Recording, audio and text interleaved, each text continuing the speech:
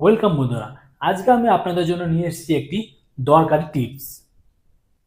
আজকে কথা বলবো প্যান কার্ডের সঙ্গে আধার কার্ডের লিঙ্ক করা অবশ্যই দরকার। দেখুন, যদি আপনারও এই সমস্যাটি হয়ে থাকে বা আপনার আধার কার্ডের সঙ্গে যদি প্যান কার্ডের লিঙ্ক না থাকে, তাহলে আজকে আমি আপনাদের এমন একটি প্রসেস বলবো। এই প্রসেসটি আপনি দেখলে খুব সহজেই আপনি ঘরে বসেই আপনার ফোন থেকে আপনার প্যান কার্ডে আপনার আধার কার্ড লিঙ্ক করতে পারেন।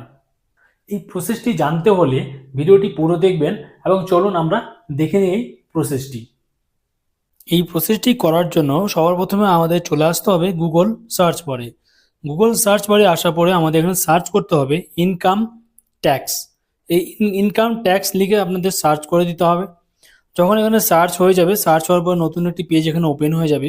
সবার প্রথমে আপনি দেখতে পাবেন ইনকাম ট্যাক্স ডিপার্টমেন্ট বলে একটি লিঙ্ক এখানে শো হবে। তো এই অপশনটিতে আপনাকে একবার প্রেস করে দিতে হবে। যখন আপনি প্রেস করে দিবেন, কিছুক্ষণ সময় লাগবে, একটু লোডিং হবে। তারপর আরেকটি পেজ এখানে ওপেন হতে যাচ্ছে। দেখুন, আরেকটি নতুন পেজ এখানে ওপেন হয়ে গেল। এই পেজটি ওপেন হওয়ার পরে স্ক্রল করে আমাদের নিচের দিকে আসতে হবে। নিচের দিকে আসার পরে এখানে দেখতে পাচ্ছেন লিঙ্ক আধার। এই লিঙ্ক আধারের উপরে একবার প্রেস করতে হবে। যখন আপনি প্রেস করবেন, প্রেস করার আরেকটু সময় লাগবে, এখানে লোডিং হচ্ছে। লোডিং হওয়ার পরে এখানে দেখতে পাচ্ছেন 1 2 3 বলে তিনটে স্টেপ এখানে শো হচ্ছে।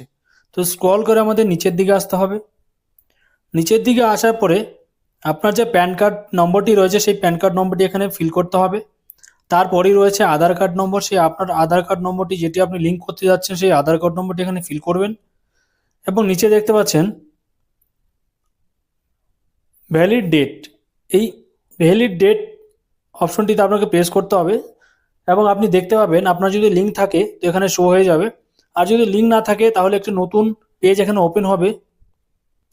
নতুন একটি ফর্ম এখানে ফিল করতে হবে। ওই ফর্মটি ফিল করার পরে আপনাকে 1000 টাকা ওখানে আপনাকে পে করতে হবে।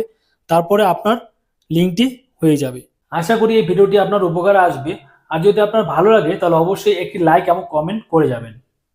নতুন নতুন টেকনিক্যাল টিপস পেতে হলে আমার পেজটিকে ফলো করতে ভুলবেন না।